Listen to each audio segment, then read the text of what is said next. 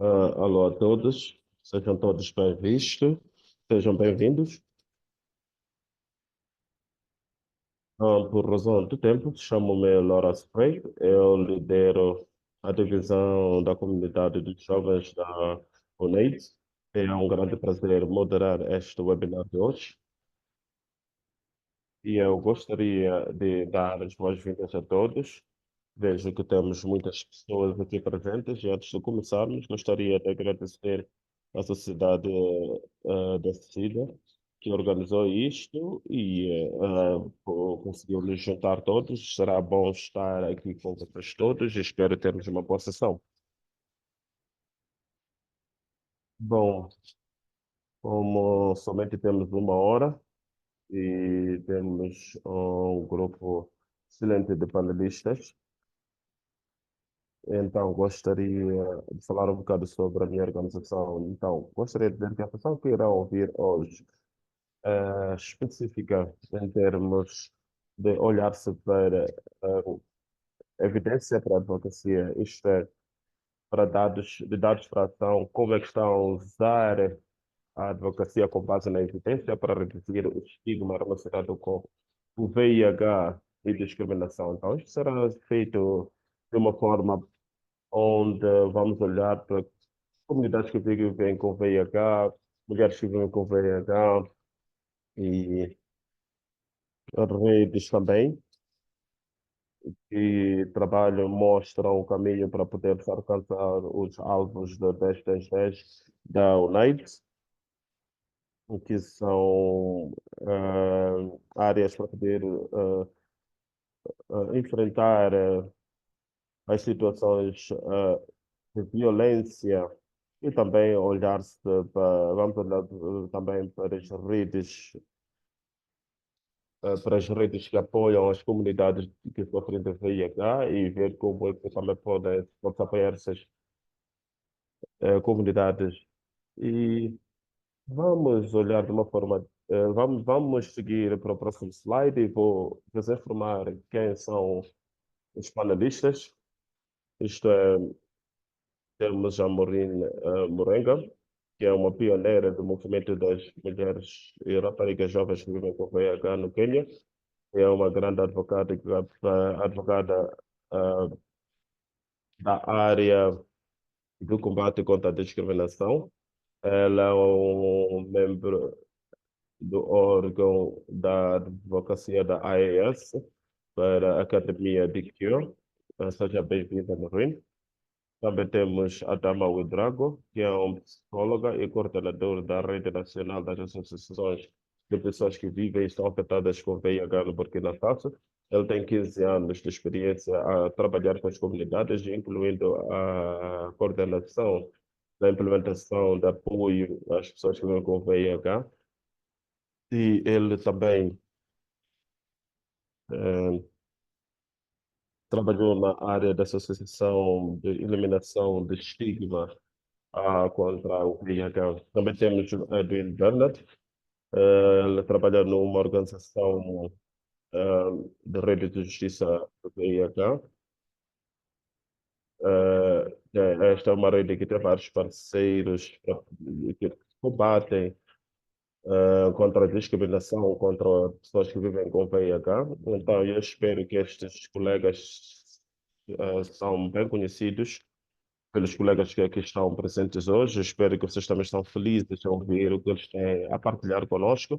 Então, no próximo slide, irei olhar para o programa para poderem saber o que teremos. Então, irei terminar de falar, depois teremos uma pequena apresentação da Maureen Barriga. Depois disso, vamos ter um vídeo do Zimbábue e posso vos dizer que este é um vídeo de pessoas que vivem com VIH. Isto irá mostrar o trabalho que está a ser feito no Zimbábue para se reduzir o estigma e discriminação que as pessoas que vivem com VIH passam nas suas comunidades. E depois disso teremos uma discussão de painel com os nossos panelistas. Eu espero que teremos muito tempo para podermos olhar para as vossas questões e ouvirmos as respostas dos panelistas. Então, olhando durante as apresentações, a discussão do painel, peço para começar a refletir em questões que possam ter para os panelistas, para que possamos rapidamente passarmos dessa sessão, para que possamos dar a eles tempo para que eles possam responder às vossas questões depois de terminar com este programa no fim. Então, vocês têm que olhar para alguns pontos. Temos aqui algumas notas. Em primeiro, como podem notar, é que todos os participantes têm os seus microfones desligados. Se tem uma questão, por favor, usem a opção de perguntas e respostas. Lá é onde podem lançar todas as questões e nós estaremos a monitorar e vamos tentar organizar 15 minutos para podermos responder a todas as questões que serão apresentadas. Também temos tradução em inglês, francês e português. Vocês podem ver o botão aí embaixo. Podem pressionar esse botão de interpretação e escolham a língua que queiram seguir. Então, teremos um panelista que irá falar em francês. Então, se vocês acham que falam inglês e francês, acho que não irão precisar de tradução. Então, podem escolher a língua que desejam seguir a reunião. E também a gravação estará disponível na plataforma da AES. Muito obrigada. E agora vamos seguir com o próximo slide, que acredito leva-nos para a nossa apresentação, que será feita pelo nosso colega Maureen. Maureen, tenha a palavra. Muito obrigada. Irei pedir para partilharem os meus slides. Muito obrigada. Bom, a nossa advocacia de dados é algo de escolha e que, digamos, o roubo de escolha, e isto é algo que foi iniciado no Quênia, e em janeiro de 2012 houve uma notícia no canal do Citizen. Houve um projeto que era conhecido como Project Revision, era uma organização que apoiava as mulheres que vivem com VIH, e elas estavam a usar planeamento familiar, e por razões da taxa de pobreza nesta área, as mulheres eram obrigadas a mobilizar 10 mulheres para que vivem com VIH para poderem ter acesso aos IUDs. E durante esta conversa, as mulheres disseram que, olha, isto aconteceu muito, ou tem acontecido muito nos hospitais daquela área, e nós começamos a ter conversas com grupos de apoio, e isto culminou no evento que foi organizado pela ICW da África Oriental, onde nós falamos sobre saúde sexual e reprodutiva e olhamos para a questão de esterilização das mulheres que vivem com VIH, e elas disseram que, olha, vocês estão a falar sobre isto porque isto está a tomar lugar na África do Sul, nós dissemos, nós também está a acontecer conosco. Então, normalmente as comunidades nunca confiam em ninguém sem verem uma evidência, então nós tivemos que apresentar uma evidência mostrando que isto estava a acontecer, e nós planeamos um estudo para podermos agruparmos estas evidências entre outubro e novembro em Kakamega e Nairobi. Esta foi liderada pela iniciativa das mídias, com parceria das mulheres que combatem o VIH no Quênia, Lean On Me Foundation e uma organização conhecida como Programa de Grassroots de Empoderamento. Próximo slide. Bom, o estudo foi um bom estudo e foi apoiado pela Sociedade Aberta da África Oriental, da iniciativa ah, com a iniciativa da África Oriental, que apoia as mulheres com VIH, na qual as mulheres que vêm com VIH apresentaram essas situações. Então, focamos na ah, segurança e proteção para os participantes e garantimos que estes estavam ligados aos grupos de apoio, às três organizações Linomi, OFAC e a Iniciativa de Reis. E também tentamos garantir que eles fizeram parte do nosso grupo e recebemos apoio social através do processo de partilha de suas histórias. Bom, as diretrizes, nós fomos guiados pelas diretrizes da OMS em termos da violência contra a mulher. como parte do processo de desenvolvimento, e depois tivemos aprovações de ética pelo Ministério da Saúde e o Instituto Médico do Quênia. Os participantes eram membros do nosso grupo e durante isto tivemos fóruns de sensibilização comunitária com participantes potenciais e também identificamos grupos de apoio para poderem nos ajudar a distinguir os participantes. E o critério de seleção incluiu uma mulher que vive com VIH de 18 anos ou mais durante o período da entrevista e durante o período da esterilização, porque também tivemos crianças ou menores que estavam esterilizados, então nós não vimos ou não sabemos como eh, ajudá-los e não conseguimos ver como recolher a experiência deles. E também demos a oportunidade a eles para participarem das pesquisas, então permitimos os participantes eh, isto é, em participar, isto depois de explicarmos a eles o que é que eles irão receber, e este período de espera irá lhes ajudar a processar esta situação para não se sentirem pressionados em participar. Houveram participantes que desistiram durante este período, então eles refletiram, alguns refletiram e acabaram de desistir, e depois disso criamos um questionário e tivemos 40 participantes que partilharam as suas histórias. Essas histórias estão disponíveis, estão documentadas no livro conhecido como Robo of Choice, o roubo escolha de roubo, e também temos vídeos.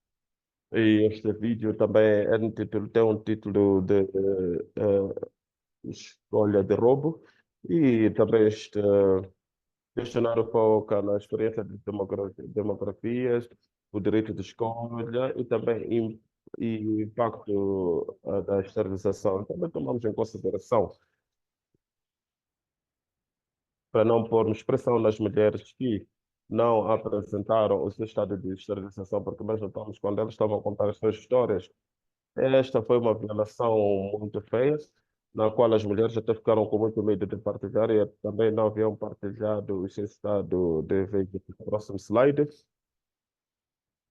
Alguns dos comentários das mulheres que nós recebemos, bom, todo o relatório está online, podem ter acesso, mas irei partilhar alguns comentários que elas apresentaram em termos do processo. Então, uma delas disse que isto foi porque elas disseram que se eu não concordar em participar deste processo, eles não me irão me dar leite para poder dar à minha criança. Então, isto foi no momento quando as mulheres não estavam a ser permitidas a amamentar as suas crianças. Isto era uma forma de esterilização, então, porque às vezes quando precisa, por exemplo, de amamentar a sua criança e estava esterilizada, tinha que procurar por uma forma de amamentar as suas crianças. Alguns são VIH positivos e são cegas e não podem continuar a ter filhos. Esta foi uma das razões de, de poderem continuar a ter crianças. Então, algumas disseram que depois de ter conversas com as crianças, disseram que podiam ser permitidas a passar por uma litigação.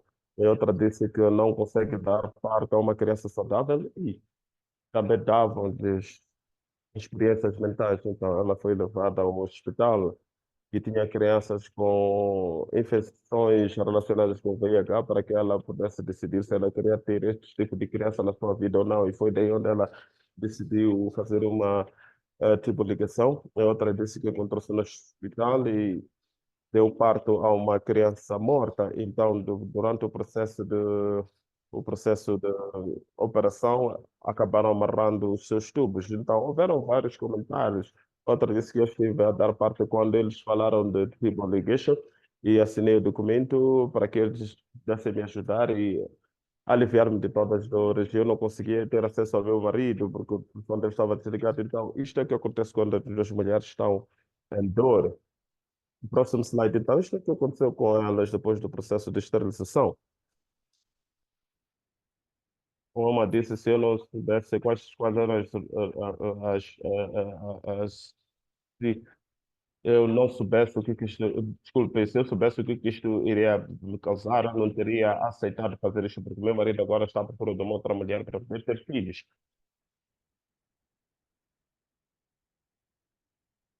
Outra disse que ela não pode dizer que ela não faz filhos, que não será abandonada. Outra disse que ela foi esterilizada porque teve um procedimento de cesariana. E outras passaram de uma certa de tipo ligation e elas tentam dizer que, olha, isto foi por razões quando eu tive de parte e não vi que eles fizeram isso comigo. Temos outra situação onde temos uma mulher que também passou de situações também muito pesadas, que não consegue, por exemplo, engravidar por razões desta mesma situação. Bom, nós fizemos uma litigação em 2012. Não, não foi em 2012. Em 2012 nós começamos com este processo. E foi o relatório de 2012 pela Iniciativa de Gênero e Mídia, que foi levado ao tribunal. Levamos este relatório ao CEL e pedimos a eles para poderem ver como podiam nos ajudar, porque tentámos ter conversas com professores de saúde, olhamos para políticas e notamos que Quênia tinha boas políticas que não permitem este tipo de prática avançar e como nós sabíamos onde ir para podermos abordar essa situação, levamos isso para o tribunal e o nosso pedido foi que o tribunal tomasse, implementasse uma lei para que este tipo de litigação parasse.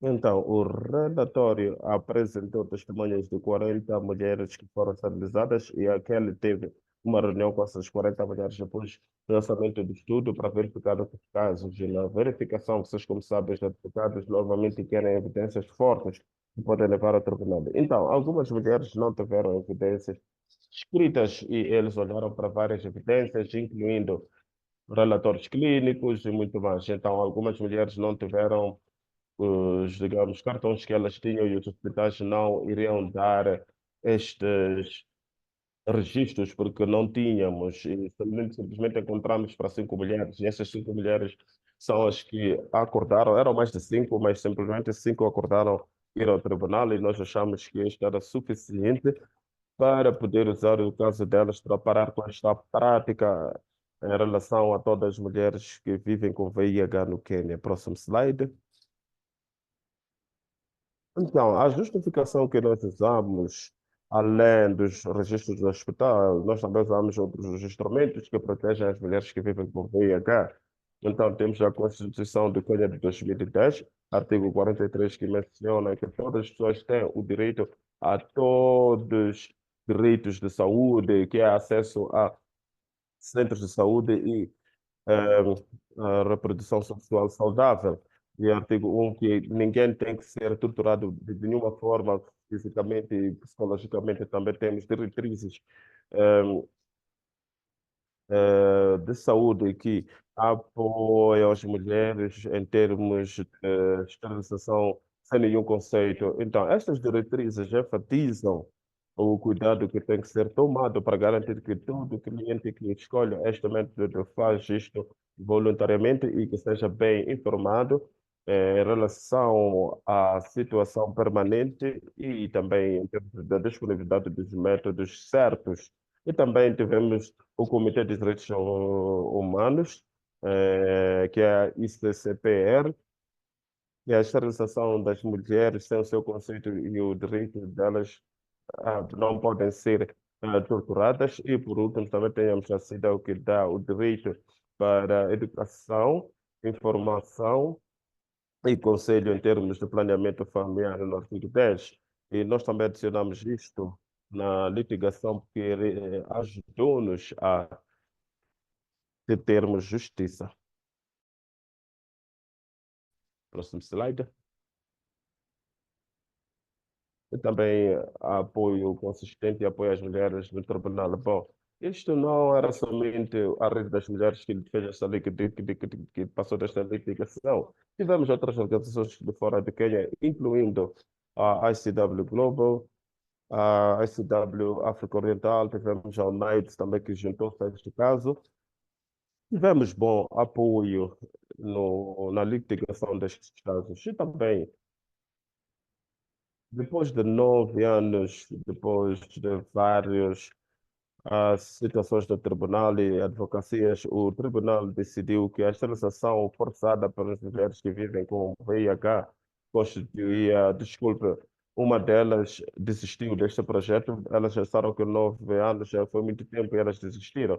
Ela desistiu, então quatro continuaram com este caso até o fim e eles disseram que a esterilização forçada, isto viola os seus direitos humanos, dignidade, discriminação e também direito a uma saúde saudável. Então, o juiz apoiou estas mulheres eh,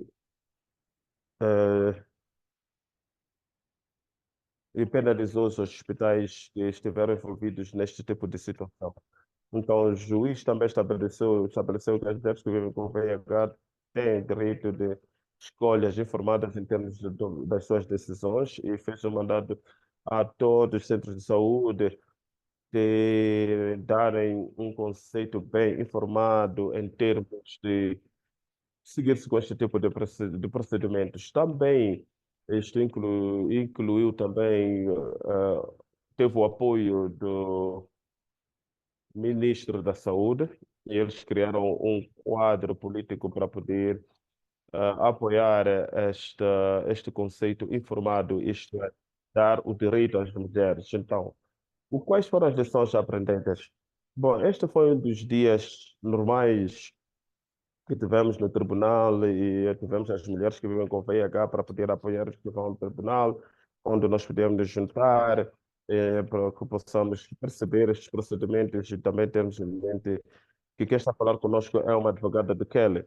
Então, as mulheres que vivem com VIH que estavam acompanhadas com todos que estiveram envolvidos neste caso, todos eles participaram nas visitas no tribunal. Então, este apoio foi muito bom e também tivemos cobertura da mídia e também apoiamos a mídia para poder fazer uma reportagem apropriada, porque às vezes a imprensa às vezes faz estigmatização das pessoas, então seguimos todos os relatórios.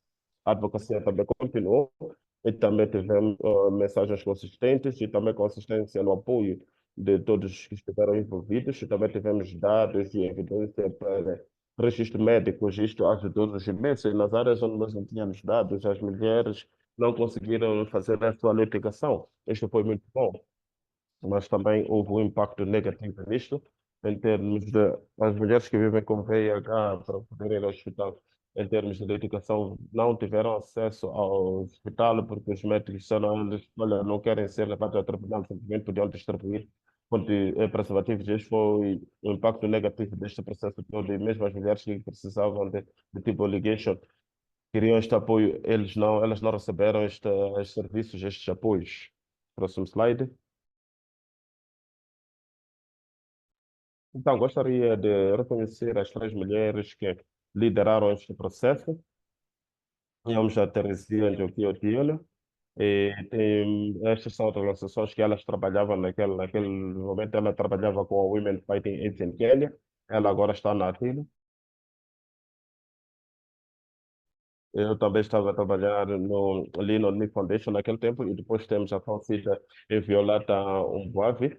Ela trabalhava no Grassroots Employment Trust, e naquele momento do julgamento ela estava com a SCW Kenya. Ela faleceu e ela depois continuou com este processo.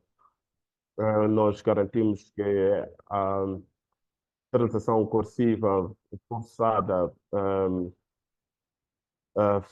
fizesse parte de todos nós, e também tivemos que também avançar com o debate de realização de uma área privada a partir dos grupos privados para o domínio público. Próximo slide. Então, nós também gostaríamos de agradecer à Fundação da Sociedade Aberta. Eles apoiaram este projeto e depois tivemos a rede da campanha das mulheres para poder terminar com a esterilização das mulheres que vivem com VIH. Bom, o que este trabalho fez na mídia? Eles criaram uma posição, inspiraram-nos para poder partilhar as nossas experiências em termos de esterilização, sendo o conceito, e também a doutora Anne Tihara, que é uma consultora e uma professora na Universidade de Nairobi, na área do Departamento de Ginecologia. A palavra dela foi muito importante para nós, porque ela reconheceu que a esterilização sim está a acontecer e tem que parar, e isto viola os direitos humanos que vem. Esta foi uma informação que veio de uma médica do governo. Isto foi muito importante. E isto ajudou-nos a partilharmos as nossas histórias e também aquele ajudou-nos a podermos partilhar serviços legais de pro bono e também nos ajudou-nos a apoiar os direitos das mulheres no tribunal. Isto é tudo. Muito obrigado. Muito obrigado, Maureen.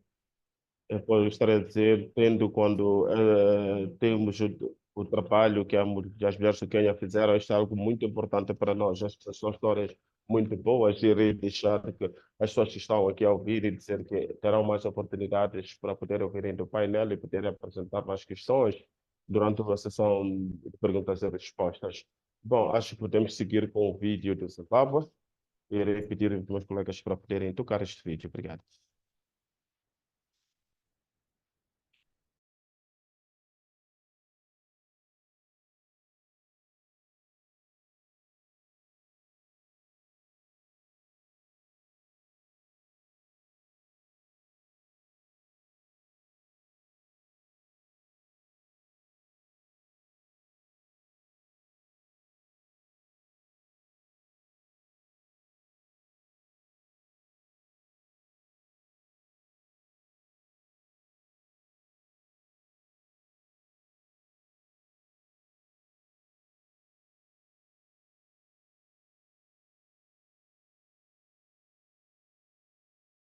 Não temos nenhum som.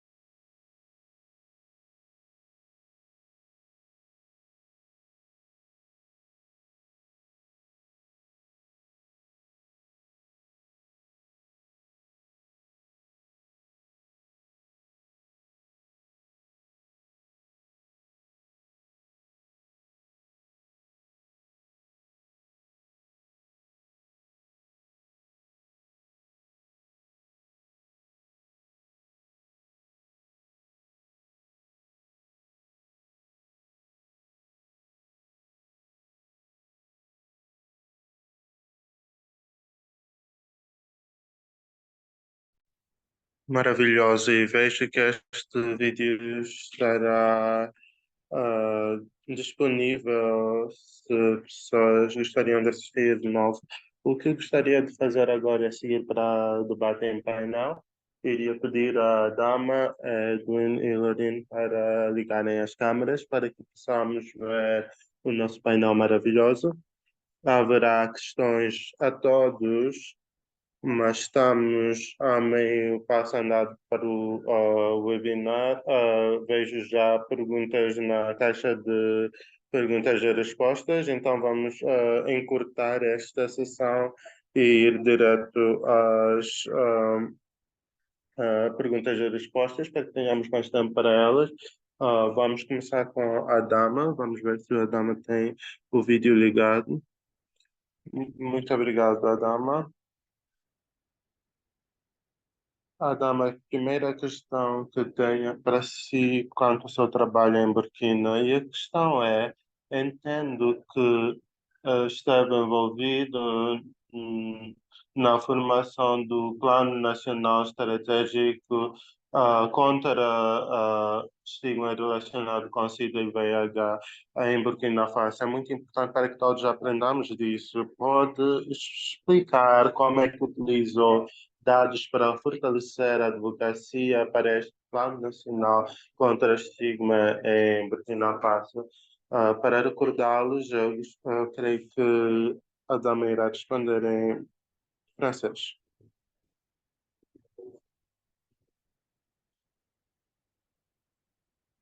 Bom dia.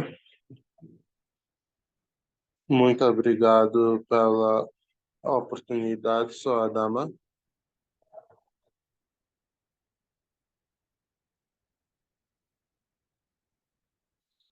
Muito obrigado pela questão. Gostaria de dizer que em 2020, ah,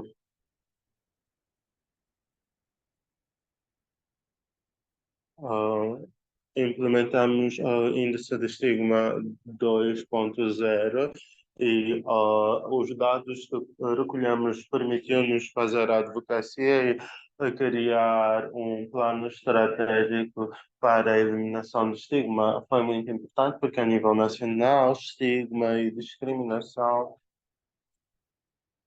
era comum e, de acordo com o índice de estigma, nós tivemos uma alta percentagem de estigma para pessoas que vivem com VIH e as suas populações-chave.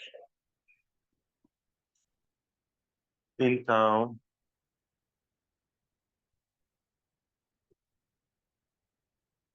os três desde o anúncio de tentar fazer a advocacia quanto a menos de 10%. Sorry.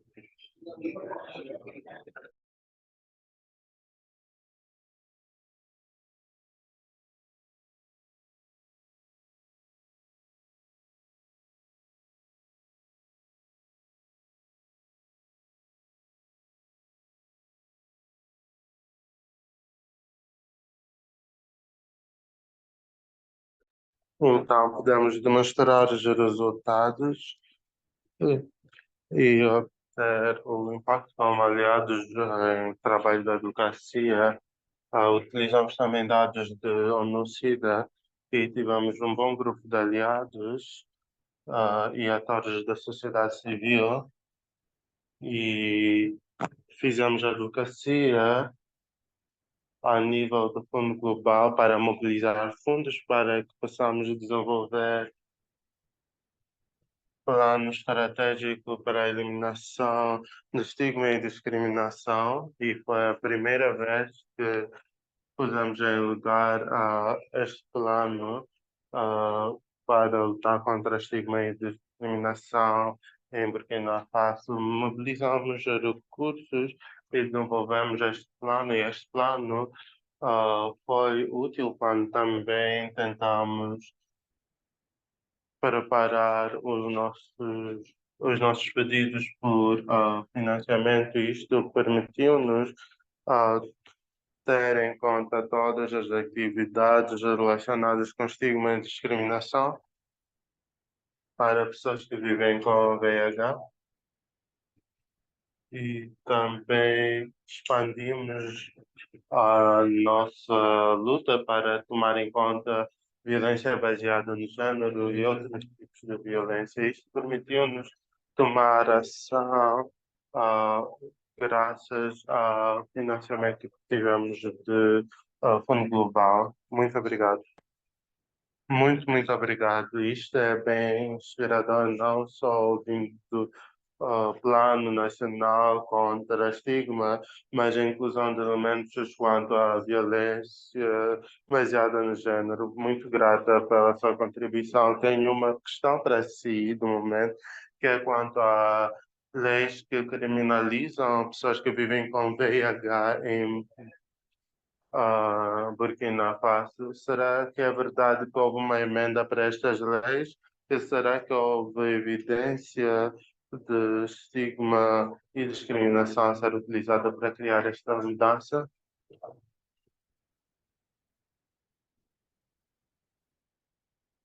Muito obrigado pela questão. Gostaria de dizer que a lei de proteção de pessoas que vivem com VIH em Burkina Faso foi validada em 2020 e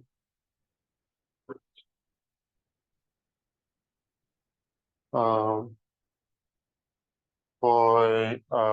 entrou em vigor a seguir e seguindo os artigos que, como mencionou, antes estavam a criminalizar, pedimos para a revisão ou emenda da lei e isto foi feito há muito tempo atrás, este pedido, seguindo este estudo de índice de estigma.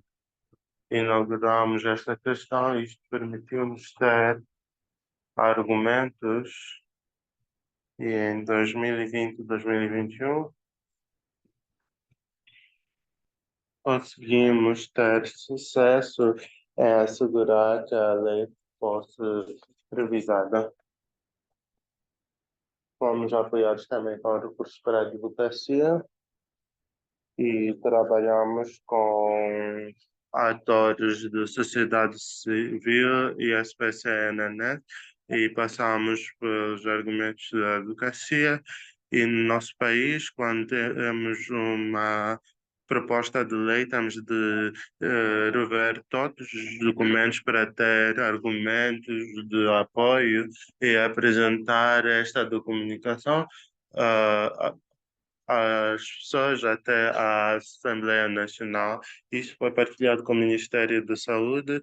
Fizemos o segmento deste trabalho de advocacia e há meses atrás fomos convocados a uma reunião no Ministério da Saúde e encontramos num workshop a 100 quilômetros do Gadugo para ver o documento com o conselheiro jurídico do ministro e estivemos lá para revisar este artigo que criminalizávamos e passamos pelas leis de diferentes países na sub-região, como Costa do Marfim, RDC e outros países, e até de Benin.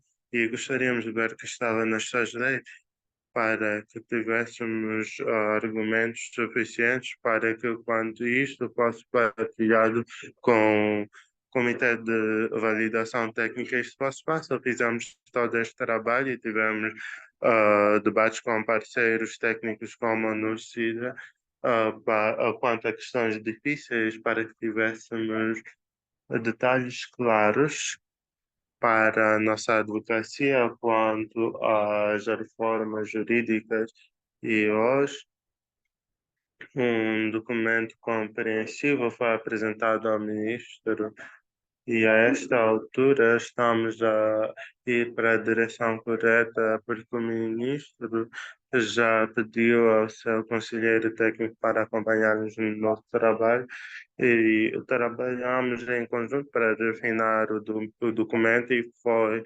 apresentado novamente para o Ministério da Saúde e depois será enviado para o Comitê Técnico de Validação e depois vai para a última fase.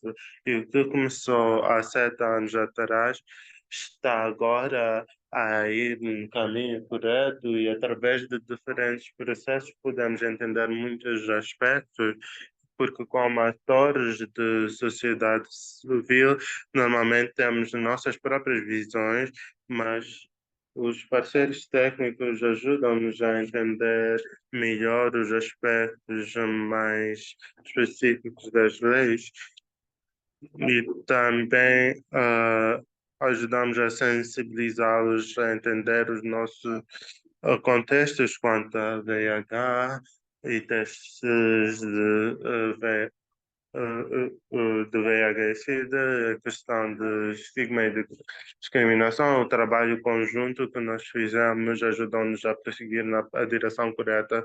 Parabéns, muito obrigado pelo esforço.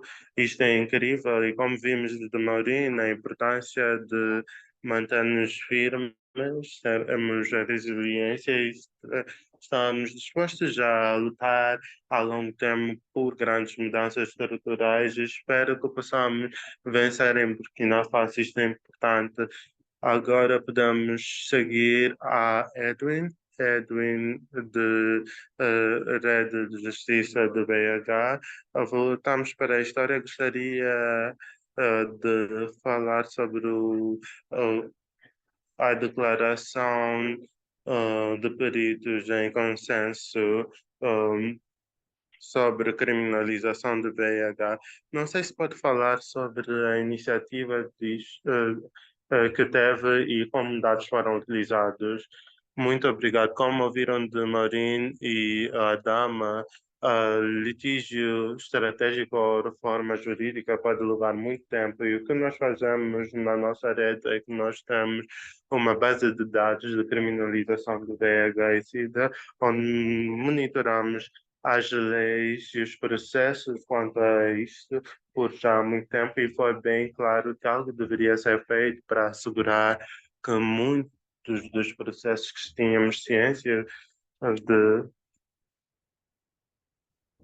uh, quanto à não divulgação, exposição e transmissão foram bem justas e os tribunais não entendiam a ciência.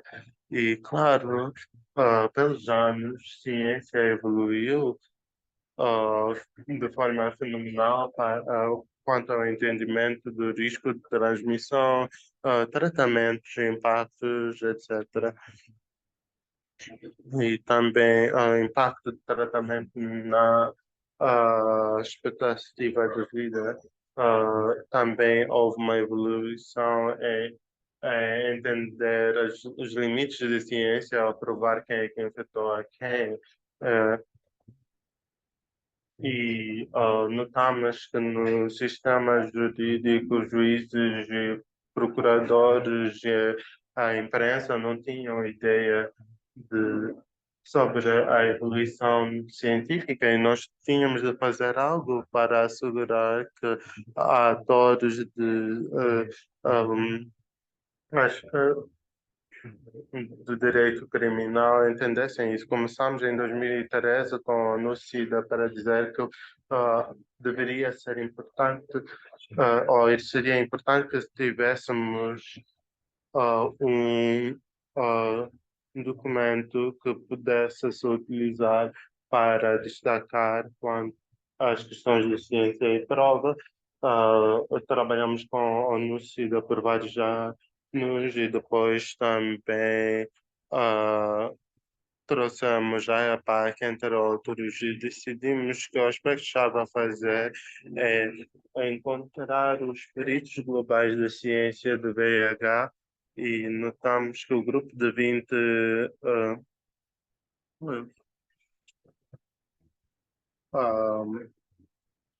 peritos, incluindo premiados do Prémio Nobel e tivemos vários das várias regiões do mundo e passamos vários anos neste processo a educá-los sobre o que esteve a acontecer em tribunais quanto à VIH para que eles entendessem como fazer uma declaração que não analisasse risco de perspectiva de ah, ah, ah, ah, lei. E também tivemos casos por exemplo, mordidas e cuspidas ou outros casos que tais onde não seria bem possível ou seria muito improvável fazer uma transmissão e as pessoas foram para a cadeia mesmo assim.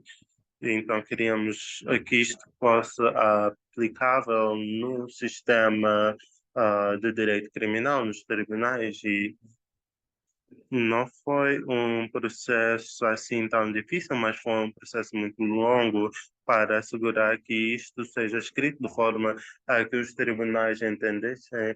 E isto foi inaugurado em 2018. Muito obrigado e acho que é um grande modelo para a advocacia que pode ser utilizado em outras áreas onde pessoas que vivem com VIH ou em outros espaços marginalizados para lidar com leis injustas. Já que não temos tempo, já são 6 anos desde a declaração de perigos, foi partilhada. Não sei se pode dar um exemplo de como é que isto contribuiu para melhorias em leis e políticas desde lá. Há vários exemplos.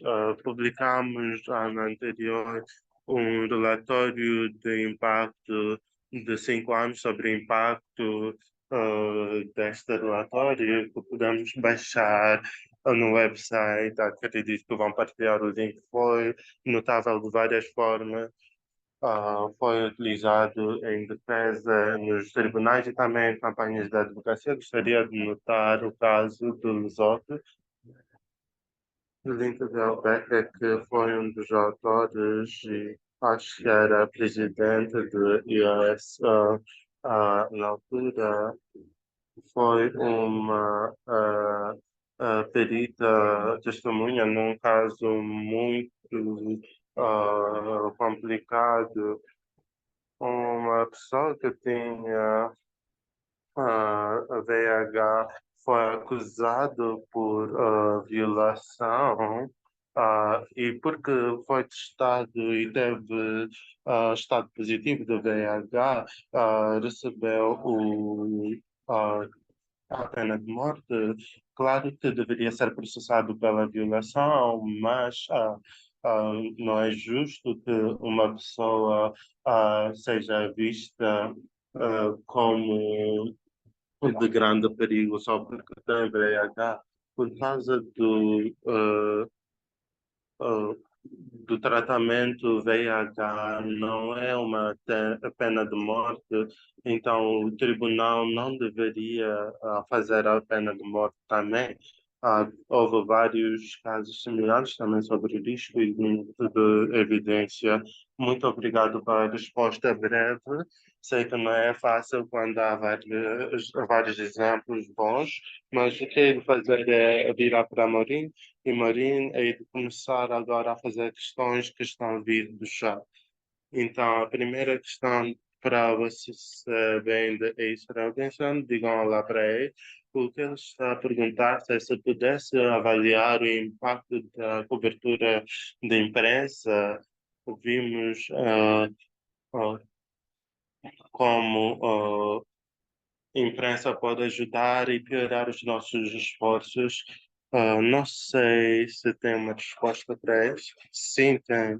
Muito obrigado pela questão, é muito importante. Acho que do nosso lado,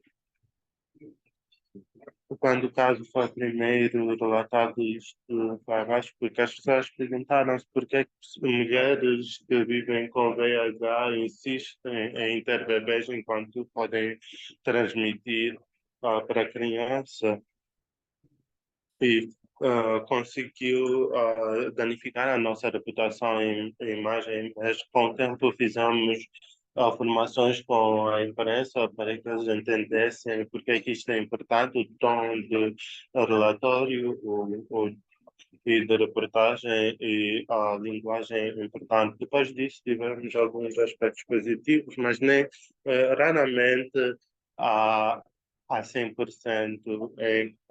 No caso, houve instâncias onde as pessoas faziam tweets muito maus e alguém pode ter alta audiência e pode dizer o que quiser com as redes sociais e mesmo depois da formação da imprensa criamos alguns aliados que foram bem influenciadores e sabíamos se eles escrevessem sobre caso haveria boas conversas sobre isso e depois também tivemos outro aspecto que ajudou muito, nem incorporamos isto no tribunal, mas isto reduziu o nível de estigma que houve para mulheres que vivem com VIH. Não, nem sempre é 100%, mas há esforços para assegurar que isto funcione. Não temos uma bala que resolva tudo. Eu acho que isto ajuda, é uma boa pergunta. Podíamos ter um webinar sobre este tópico. Deixa agora fazer uma questão. Eu acho que primeiro vai para a dama e depois acho que tanto Edwin e Maureen têm alguma contribuição. Acho que é a última pergunta que temos tempo para.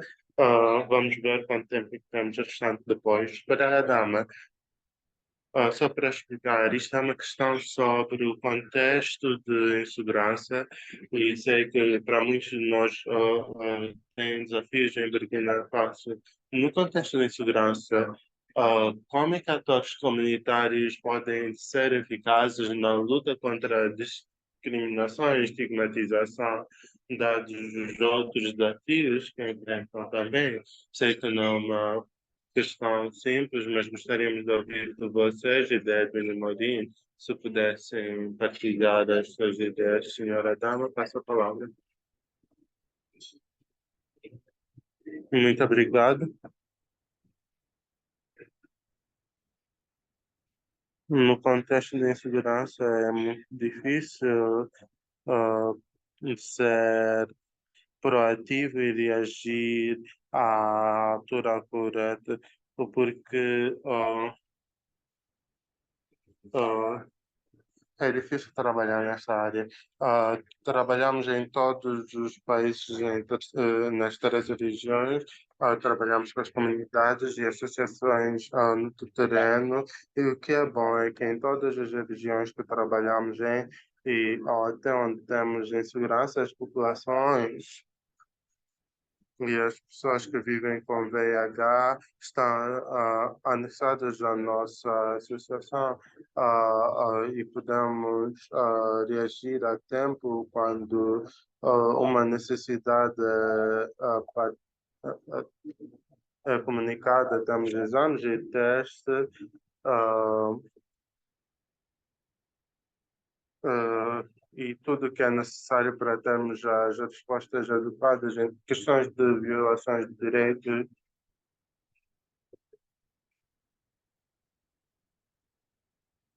Comunicamos isto aos peritos jurídicos e temos uma organização em Burkina Faso chamada Jurícia Express que dá serviços às pessoas que vivem com VIH em questões quanto ao estigma e violação dos direitos e acompanharam-nos e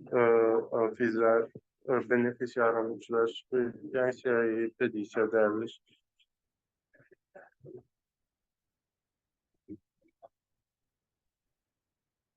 Quanto a preocupações e necessidades para responder à população, reagimos rapidamente.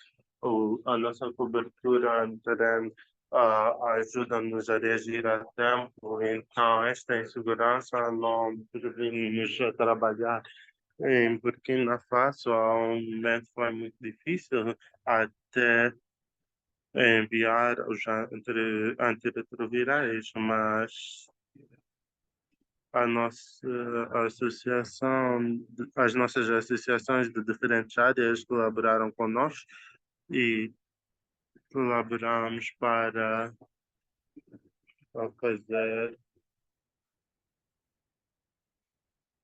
tomar vantagem e entregar os antirretrovirais para as nossas populações e independentemente da situação que estivemos em, estamos a trabalhar em sinergia e partilhamos a informação e podemos reagir a tempo e isso pode ser confirmado por ONU-SIDA, porque como disse no meu caso anterior, podemos enviar a antirretrovirais em mesmo áreas difíceis da cidade.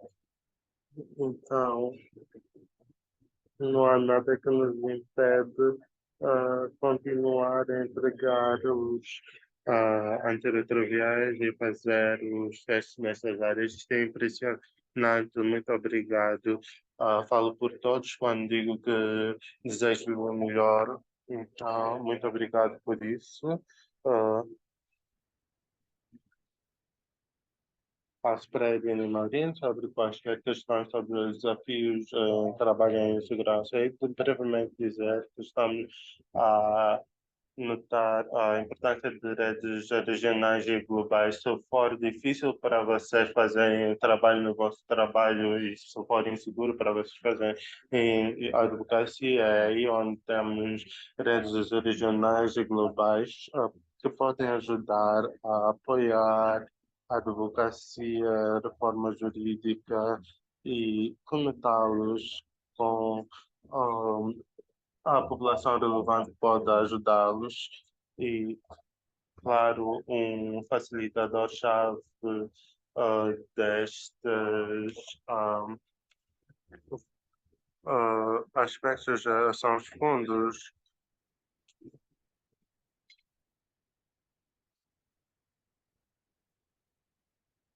Muito obrigado, isto é muito importante. Estou a reunir estes pontos-chave. Vou falar com a Marinho. Talvez podem partilhar últimas palavras sobre a dificuldade de trabalhar em áreas de insegurança.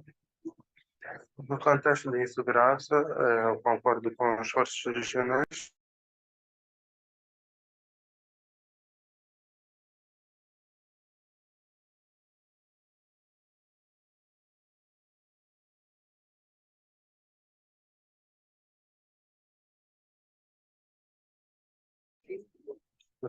Recursos isso pode ser um processo. Muito obrigado a todos. Espero que todos que estejam a assistir este webinar estejam tão inspirados como estou agora. Gostaria de dizer quão claramente isto foi transmitido à resistência e à necessidade de insistência e resiliência. É importante ter recursos.